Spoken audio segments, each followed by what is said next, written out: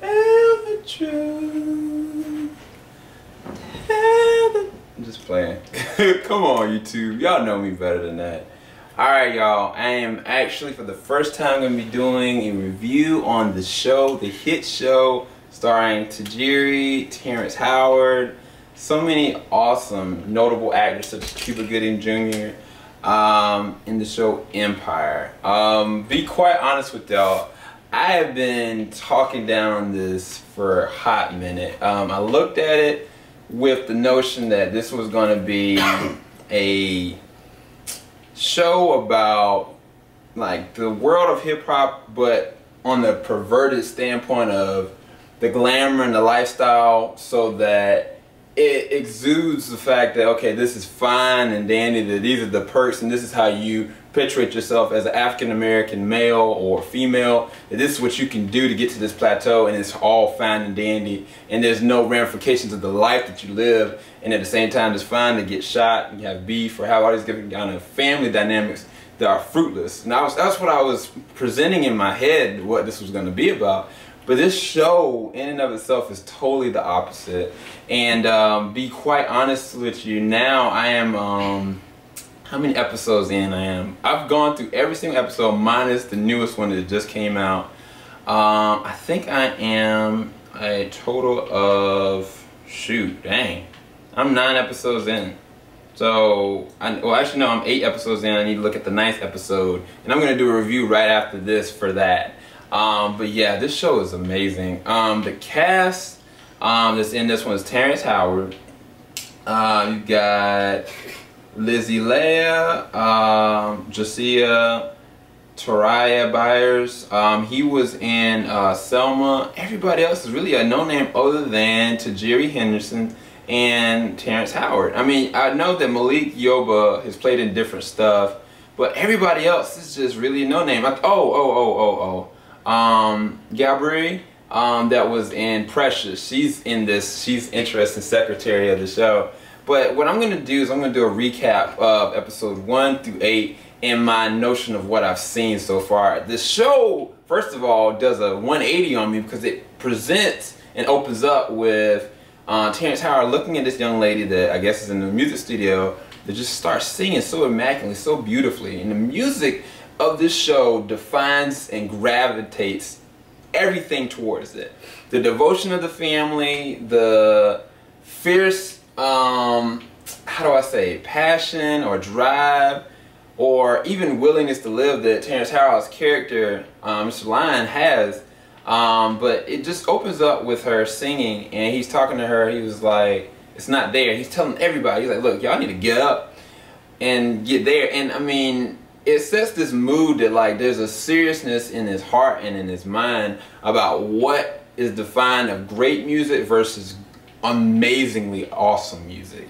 And he was kind of presenting to her like, look, you remember the time when your brother was shot and how that made you feel. Then you sing, you know, and you could tell from the performance how it was making her feel. And that's the thing that I guess it's really interesting about this show. And I mean, I'm not going to be able to describe everything I've seen, but I can do a recap. But I want to talk about the weight of the show because I have to describe it. So the show, you can see in how the people sing and when they sing through the performances, the acting ability in it. Notably his sons. You've got Jamal, you got Akeem, and then you got Andre. Andre is the older one, and it's the one that's the CFO or CEO of the company that is Empire, that main character Terrence Howard has like presented. But it came at a cost because you got Cookie Lyon, who was Tajiri, who went away from prison for 17 years to literally give the front money for the empire to be built. And you got Jamal, who's an amazing artist and just a singer and looks comparable to Usher in my opinion. But he also deals with homosexuality. And then you got Akeem, who's just an amazing rapper, but then he just has all the different nuances of feeling the thug life, but at the same time he's been brought up as a prince, you know, and he's gifted, but at the same time he's being compared to his brother, and it it's so many different dynamics going on, because you got Andre that's the leader of how to get everything set up, but he also deals with what is it, bipolarism. And it's just so interesting. One thing that Joe has said, and Joe just looked at me about 4 episodes. He's not completely in, that's why he's not doing the recap with me.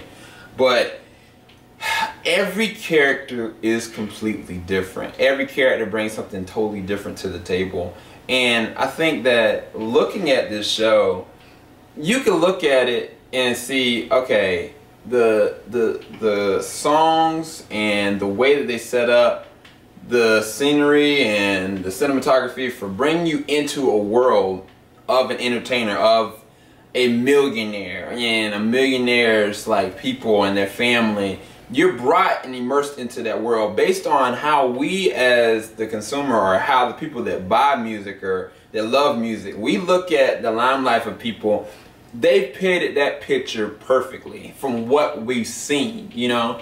But what they excel at is that when we look at somebody's family, such as P. Diddy, for instance, and we take P. Diddy and we look at what he's done and the things that he's done, and like the records that he's made and the people that he's signed and stuff like that, we look at that surface level just like we're looking at this show, you know, like them getting into different situations where like somebody goes out and gets drunk and says something they're not supposed to say, which is one of the sons does in one of the episodes. Just so crazy, because it says something about Barack Obama, just so controversial, but then the media eats it up and they use that as a platform to go and bridge him off to get signed for something totally different.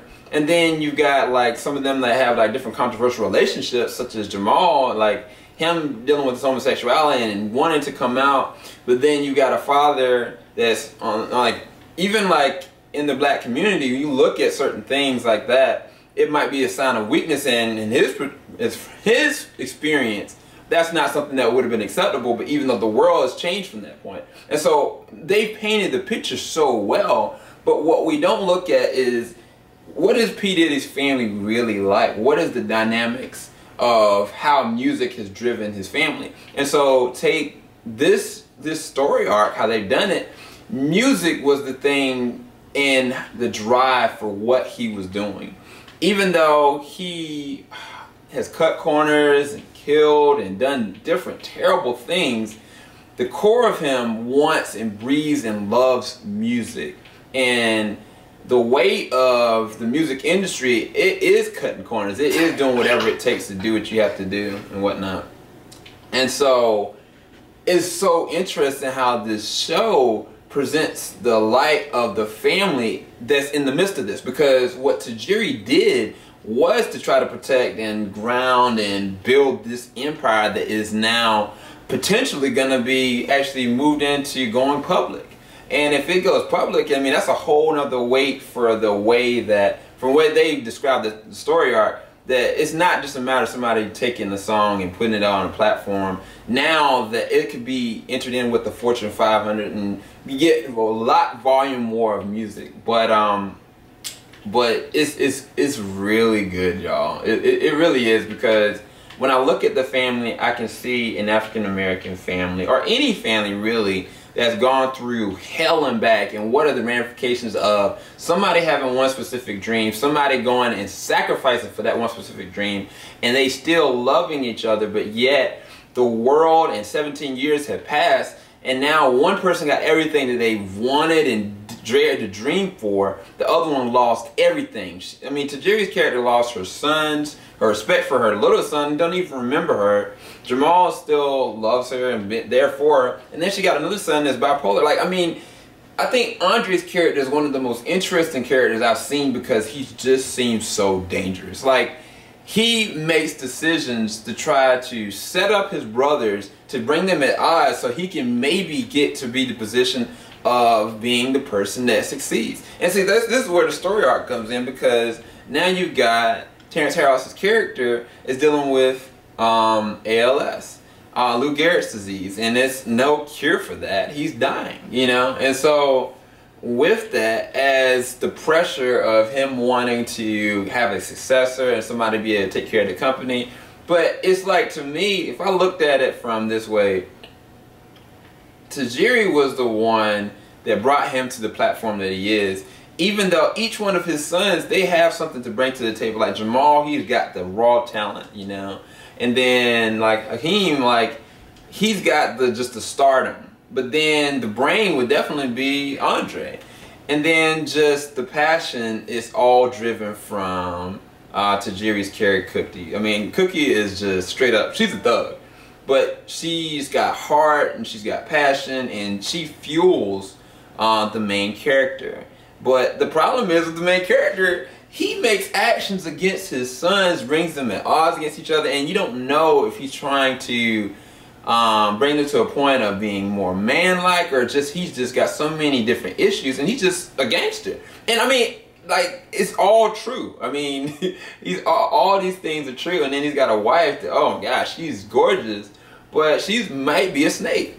And it's the same thing I'm thinking about Andre's wife, who's Caucasian, which is different racial, how do I say, deflections that are happening. It's not just racial though, because the homosexual portion about Jamal is also being buffered back and forth with how this is interacting with the family, how this is changing with his career. They're not afraid to go there with this one, and it shows they're birthing something really epic.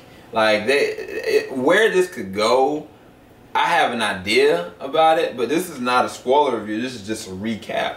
From this point on, at this point now, Jamal has made up in his mind that he wants to take the company because he wants to prove his dad wrong, that a homosexual man that has been abused and talked down upon by his own father that built an empire, that he's more than capable of doing that. Akeem wants to be his dad, but then he's got this girlfriend who's played by Naomi Campbell. Oh my gosh, she's gorgeous. But she has her own agenda and he's being used by the world. And I think Cookie had presented it at one point and said to Lion that if Lucius had not made Akeem to be this prince, then he wouldn't have to go through the standstill of getting broken down to be what he's supposed to be. He's going to be a star, but he's going to get messed up along the way.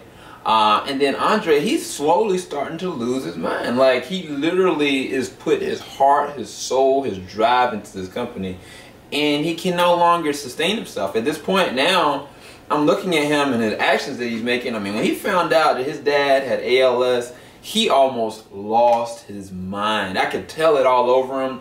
And he had made a comment to what's the name that he was going to slit his throat. But then, I mean, when I look at Lucius killed his best friend that raised his children. Shot him in the face, you know? And I mean, he's putting his sons against each other. I don't know what he's capable of, you know what I'm saying? But then Cookie, I mean, she's been in prison. Cookie, you don't need to play with Cookie. Like, Cookie is a G. She straight up got that dude killed by accident, man. Like, the way they set him up, I was like, these folks are nuts. These folks are seriously nuts. But it's really entertaining television. But at this point, I'm thinking that Jamal's about to do something really big. But when he came out, with that episode, last episode that I saw, when he came out in front of his dad and everything and everyone, I mean, that joint was crazy. I mean, the fact that he took the song, you know, and changed it to that way, I was like, man, the writers are just going off. But then, I don't know, I think that these folks really are singing. I know that the guy that's playing Akeem, he's never acted in anything. So I'm led to believe that he really is an entertainer and he might be able to sing. It's just, they look the part and they are authentically bringing us into the world of the entertainment industry, and at the same time what a lifestyle would really look like, or what you would think it would be from a family that came from nothing to what they are. And it's just really right there up in your face. It's really raw, really well acted, and the music is just beautiful. Every single episode, the music just is on point, and people have been trying to get me. I take it. Like, I'll take the hit on this one. I apologize because it's far exceeded my expectations, and I'm a fan. You know, when it comes out on Blu-ray, I'm gonna definitely get it. Just like I've gotten The Following, just like I've gotten Blacklist. Just like I'm going to get Gotham when that comes out, I'm going to get Empire. It's a really great show. You should check it out.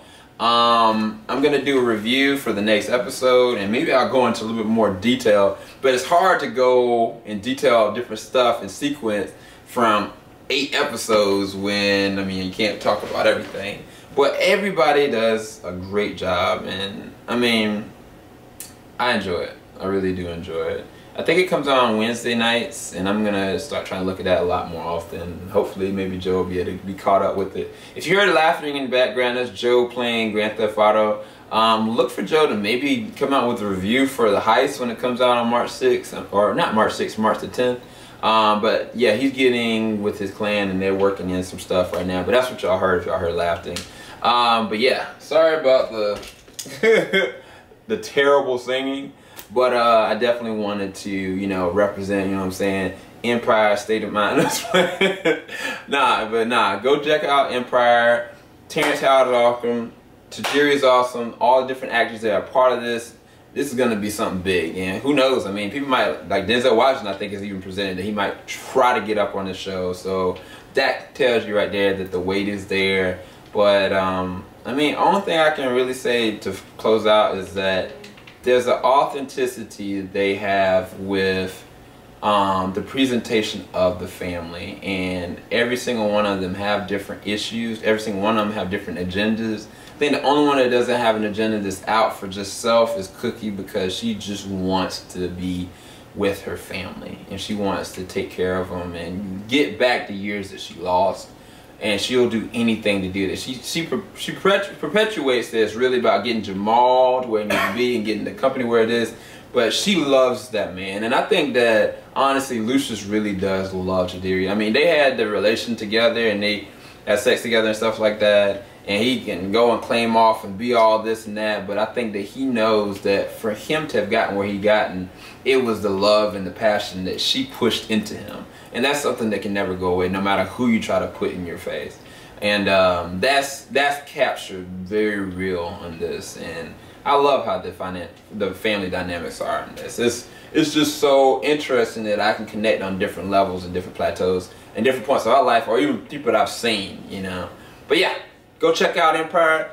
That's my recap, episode 1 to 8. And look for episode 9 review to come up real soon. I'm about to check that out on Hulu. Later, everybody.